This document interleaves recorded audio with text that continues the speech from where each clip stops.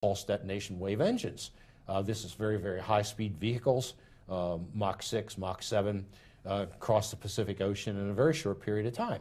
And these are the things that the New York Times noted that we're going to have to be making on our own to oppose what the Chinese are going to do.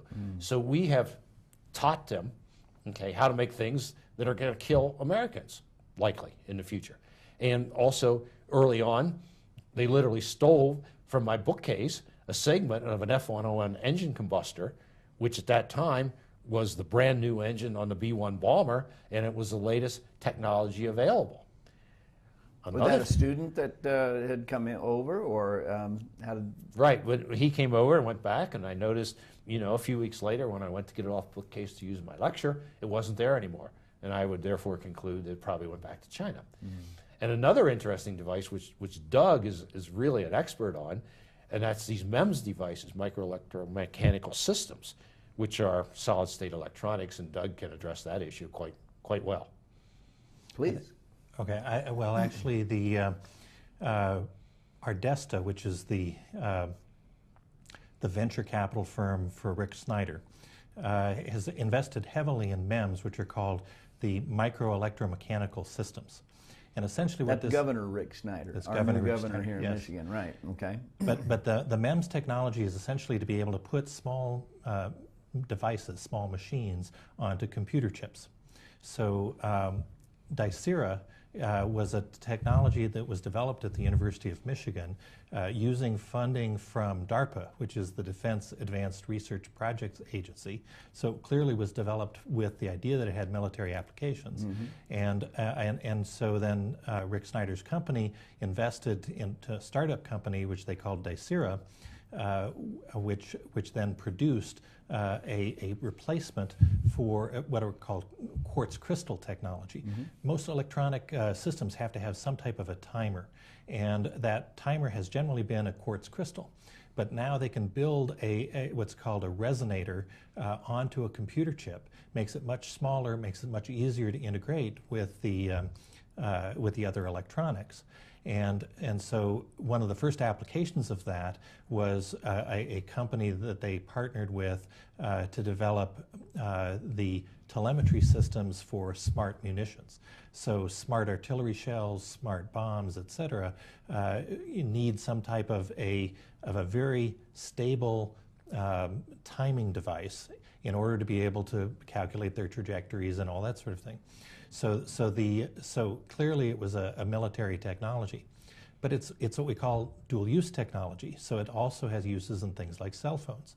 So now Dicera has gone to China, set up an office in China, which during the gubernatorial campaign was described as a 5-person sales office.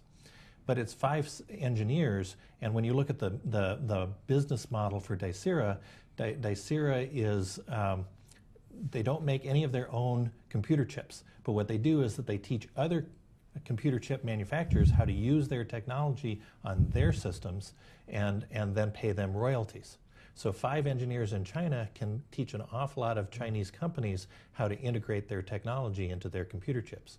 Well, and it was my understanding, I read a little something about that, Rick Snyder, when he was still in campaigning, was confronted with that, and he basically said, what office? You know, it's just, he characterized it as just a little sales office kind of thing, but, you know, then later on the flip side, he was confronted with the fact that he had said that they're really doing some big things over there in China, and you know, so he kind of playing the field on both sides of the fence whenever. Well, during the debate, he claimed that it was untrue. Then after the debate, the campaign said, well, yes, it is true, but it's only a 5-person sales office. Got it. Well, and he happens to be a University of Michigan graduate, from what I understand, too, isn't he? Governor Snyder? Sure. 2 degrees from the University of Michigan. 2 of them. Yes. So he's got some pretty strong ties, and he's helping to facilitate this transfer of technology and knowledge, know-how over there. And it's not just the timers kind of thing, but they're trying to make things smaller and lighter so that they can fit on the end of one of these missile noses and be able to send it further to destroy, Well, more. these dual-use technologies require an export license, and we talked before that has to come from the Department of Commerce. Okay. Well, we've tried to find out whether or not his company, Dicera, actually applied for and was granted a license to send that technology to China. All they'll tell us is that they've followed all U.S. laws, but they won't produce a license, and they won't say that they have a license.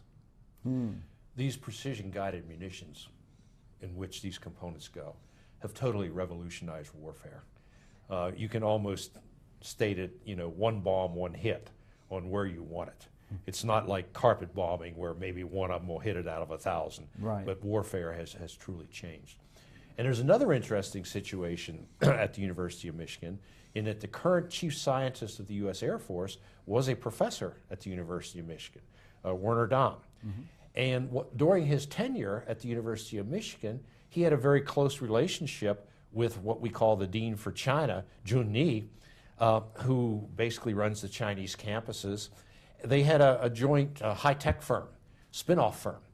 And one of the things that Doug brought up is these beltway type firms where you have entanglements and commercialization, and who knows where this basic research ends up.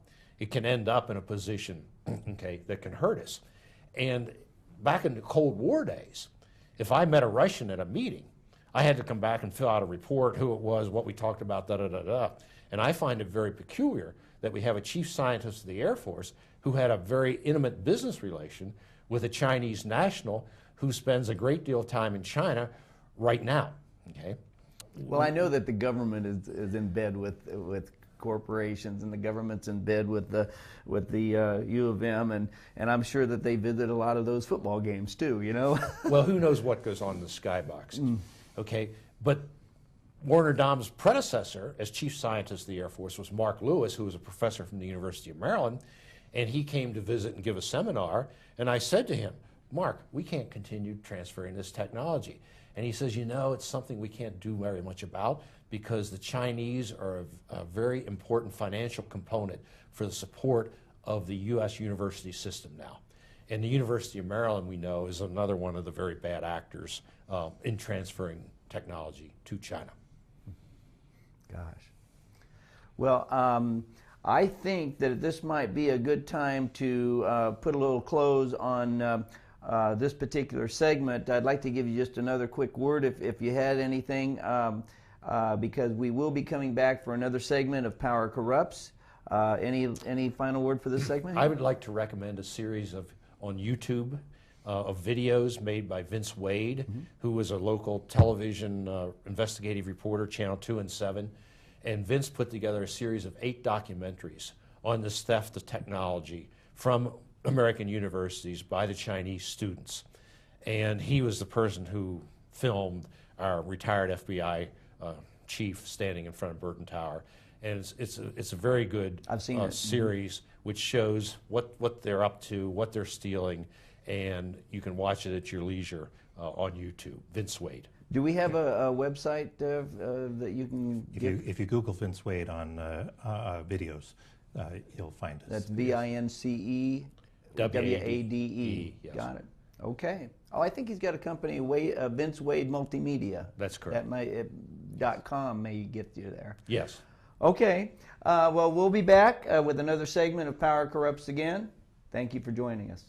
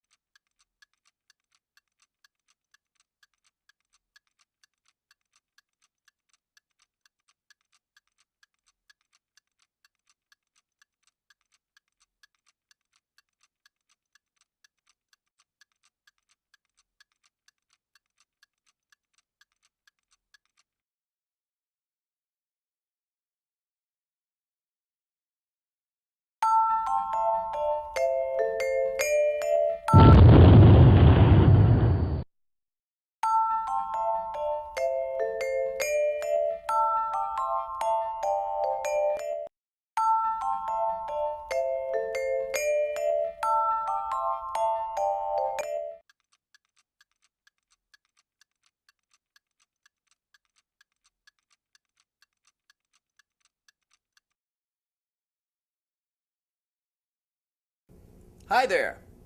We're back with Power Corrupts Again, and I'm David Scheid, here interviewing former University of Michigan professors Bill Kaufman and Doug Smith, who have decided to take a clear stand as whistleblowers on the topic of China and its threat to the United States national security through espionage, intelligence, and what amounts to the selling out of America by the corporate elite. Remember Julius and Ethel Rosenberg? They were Americans branded as spies at the Los Alamos laboratory, who were executed after World War II for a conspiracy to commit espionage. Yet today, tens of thousands of Chinese negotiate, scheme, and steal away technological secrets of American scholars and inventors, while public universities, private corporations, and governments are only too willing to comply.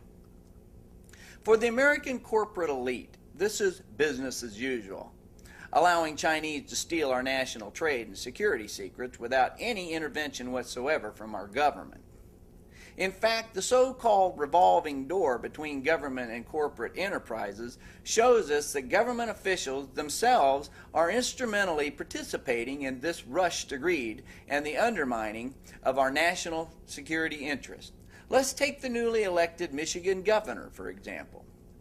During the recent gubernatorial race, Democratic candidate Virg Bernero brought the voters' attention to the fact that his opponent, Republican Rick Snyder, was co-founder of a company, Desera, which is helping Chinese companies to compete globally.